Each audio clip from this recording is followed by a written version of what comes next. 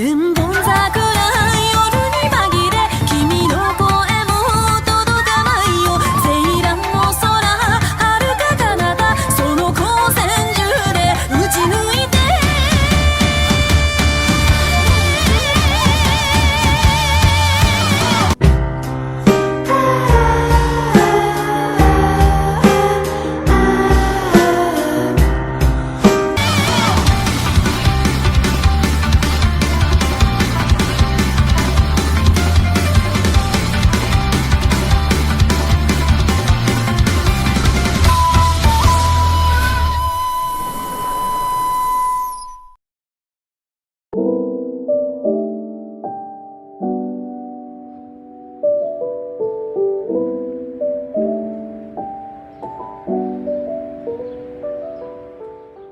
Så vi er nu tilbage i Tokyo. Vi var i Shinjuku i går, og Jonathan, Ida og Simon de er taget til Akihabara, mens Mads og jeg vi er taget lidt ud af byen til noget, der hedder Kawagoe, som er kendt for at have mange bygninger fra Edo-perioden, som stadig står i dag.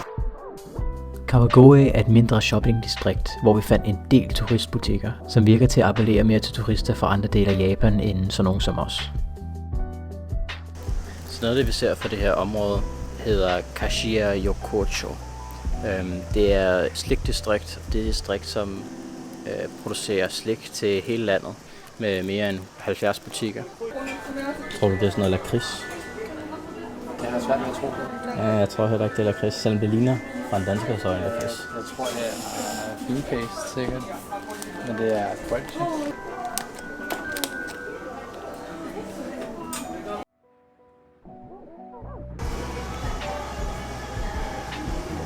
Har du fundet noget, Mads?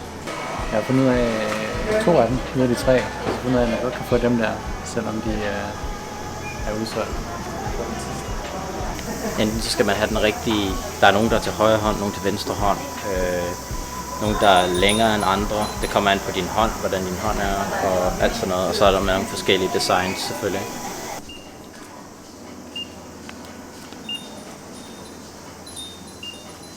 Så en af de ting, man ofte snakker om, når man snakker om Japan, det er jo blandingen af noget, der er moderne og noget, der er bevarende konservativt.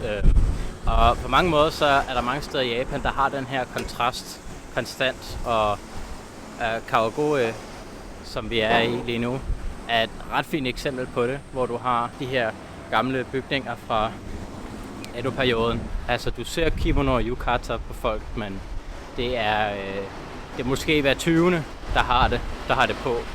Men det er meget normaliseret at gå rundt i det, virker det til. Og man kan sige, nu kommer vi herud, hvor der er mange af de her gamle bygninger. Men nu var vi også i Shinjuku i går, som er det meget moderne Japan. Med lys og arkader og entertainment centers. Man får nogle lidt blandede oplevelser. Altså, vi har fået øje på noget her. Og vi husker ikke en regel, men vi kan ikke huske, hvad reglen går ud på. Det var noget med, at man bare skulle gå forbi dem, tror jeg. Hvis man så 4, så skal man gå forbi dem. Ja. De er rigtig glade for deres grape-smag. Det er sådan en rigtig grape-syntetisk smag, som vi ser i så mange steder. Og det smager meget undervældende. Det er kun Simon, der kan lide det. Som vi tidligere har set ved forskellige templer, som henvender sig til Shinto og buddhisme. Og meget af den tro, som der ligesom er i Japan, det er at gå meget op i, man ønsker noget lykkeligt for sig selv eller sin familie. Og derfor så, det man ofte ser med mange af de her Shinto små templer eller bedesteder, det er, at du finder de her tavler, hvor folk har skrevet en masse af ting, de ønsker for sig selv eller ønsker for måske deres familie eller venner i fremtiden.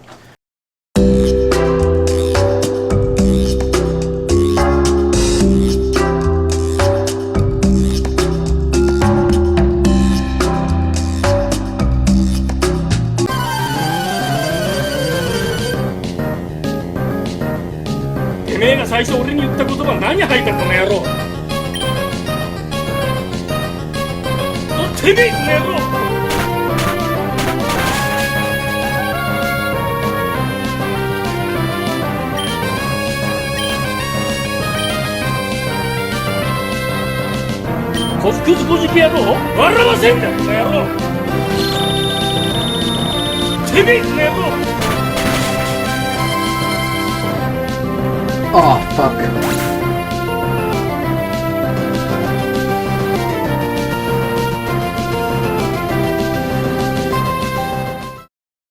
Så er Mads og Albert på tur igen. Den her gang i Yokohama, som er den næst mest befolkede by i Japan og ligger lige op ad Tokyo.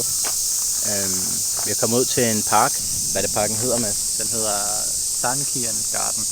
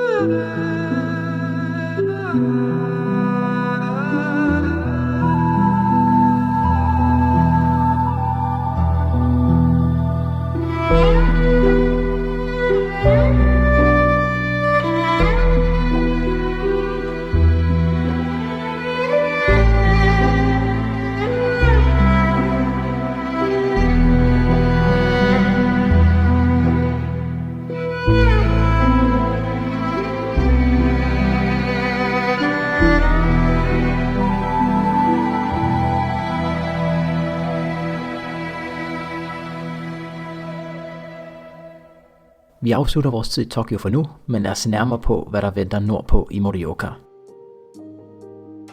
I Morioka er vi placeret meget centralt for Tohoku-regionen, hvor vi kan nå til andre større byer inden for 2 timer med Shinkansen. I løbet af vores korte tid i Tohoku skal vi besøge hele 3 festivaler.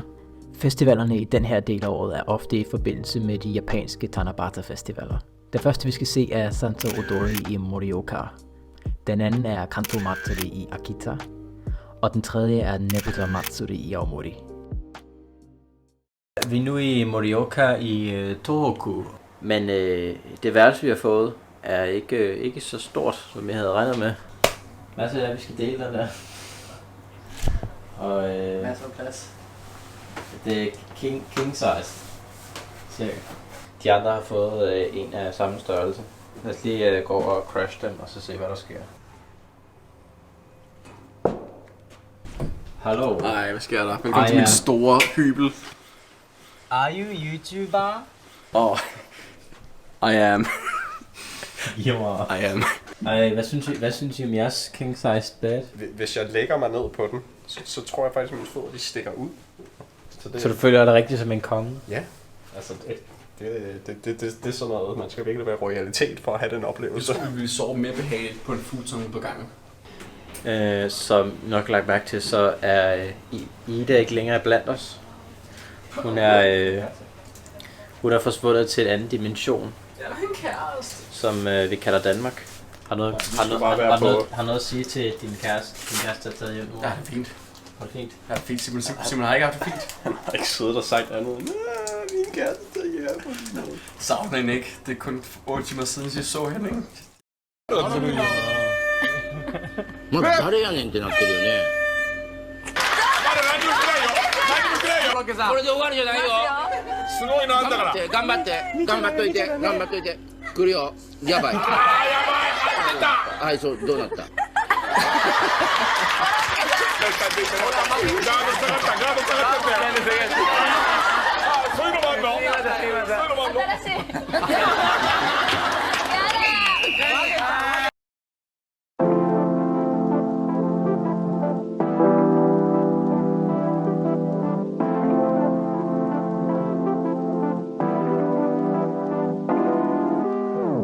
Morioka havde vi oprindeligt kun tiltænkt skulle være vores base, mens vi rejste videre til andre dele af Tohoku.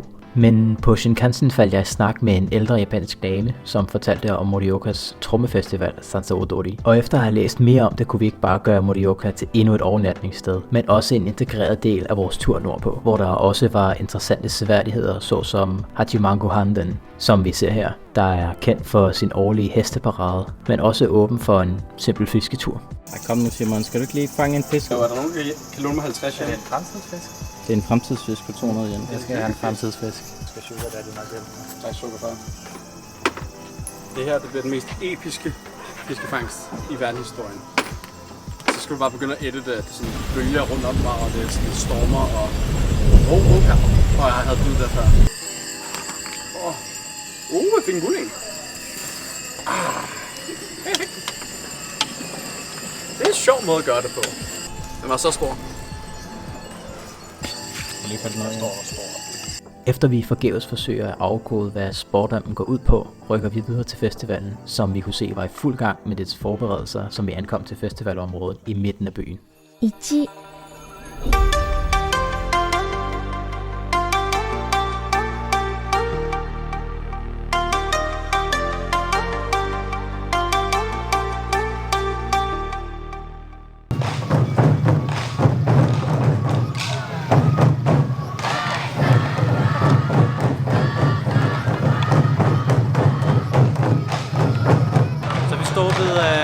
Sansa Odori Festivalen i Morioka i Iwate.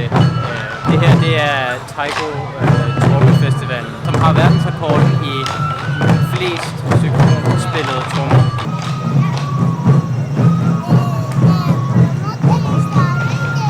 Vi har været i gang i cirka en time og et kvarter, og det bliver ved med at komme flere og flere i traditionelt og meget farverigt tøj. Man får virkelig indtrykket af, at det er en rigtig folkefest, fordi der er mere end 10.000, som deltager i det her.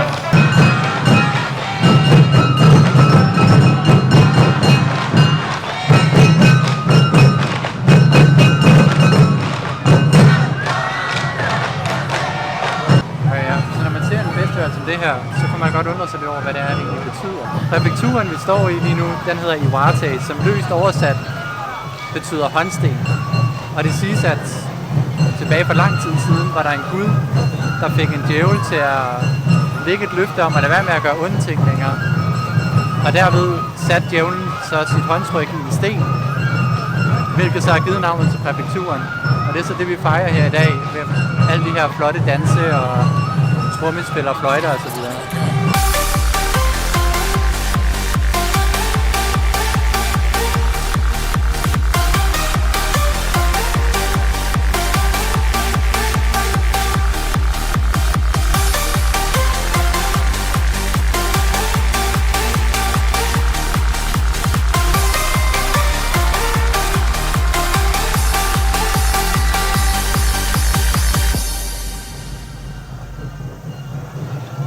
Så imponeret som vi var over Sansa Odori Festivalen, skulle vi videre til de næste festligheder i Akita. 2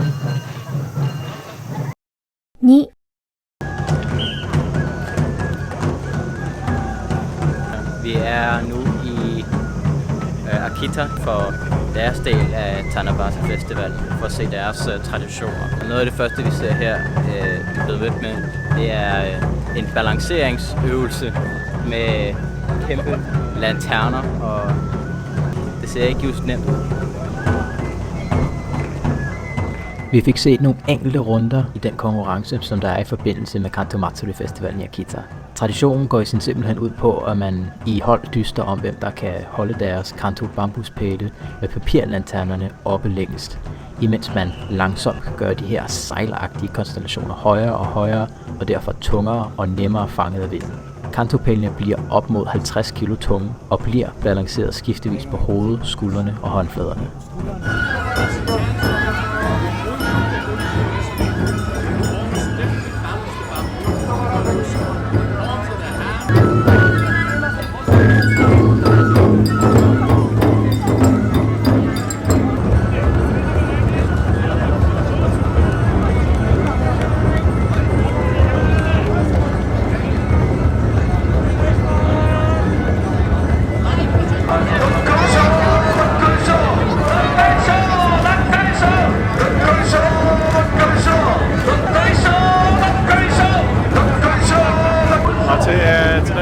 festival, der har de været, de har gået igennem alle mulige forskellige mærker af alle mulige brands.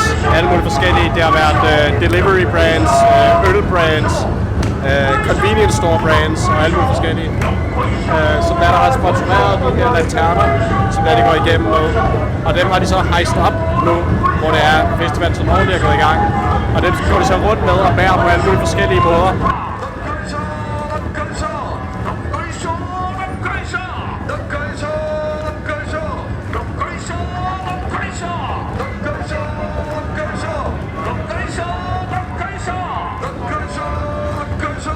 Vi har lige set det her for lidt stykke tid siden, nogen som der har tabt en bambuspind, hvor der gik en masse lamper i stykker, og de blev eskorteret ud.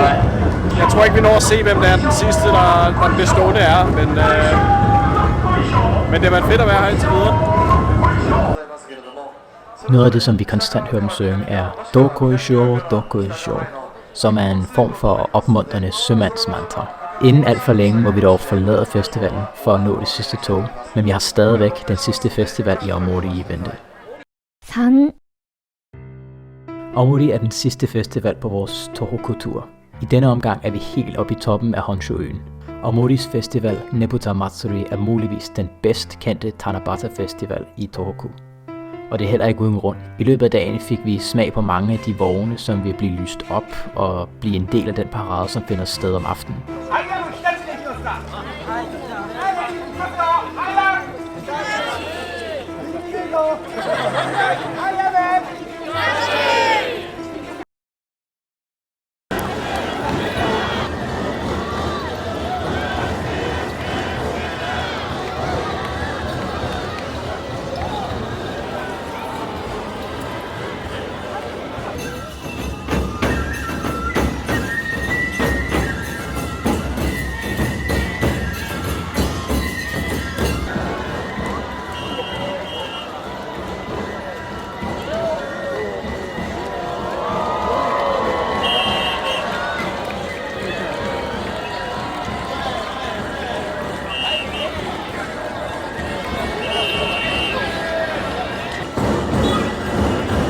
Det er tydeligt, at der går meget arbejde i at bygge de her meget detaljerede og farverige udsmykninger, som ofte fremstiller mytologiske guder fra japansk og kinesisk tro, samt fiktive figurer fra populære tv-serier.